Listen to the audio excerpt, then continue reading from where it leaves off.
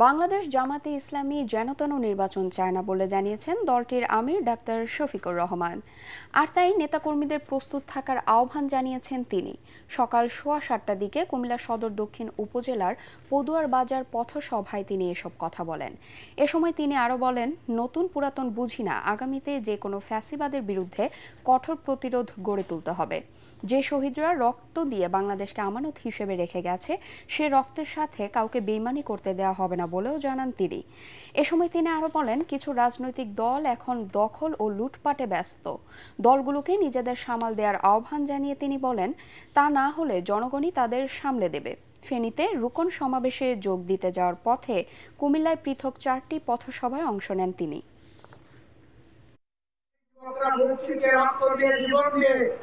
আমাদের কাছে বাংলাদেশকে আমানত রেখে গিয়েছে। আমরা সেই রক্তের সাথে কাউকে বেইমানি করতে দেব না।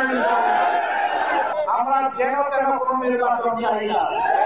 বাংলাদেশের বিভিন্ন জায়গায় ইদানিং রাজনীতির নামে অপকল্প আর উৎপাত আমরা লক্ষ্য করছি। আমরা সংশ্লিষ্ট দলগুলোকে বলবো, সাবধান হন, নিজেদেরকে সামলান, নইলে জনগণই আপনাদেরকে সামলে দেবে।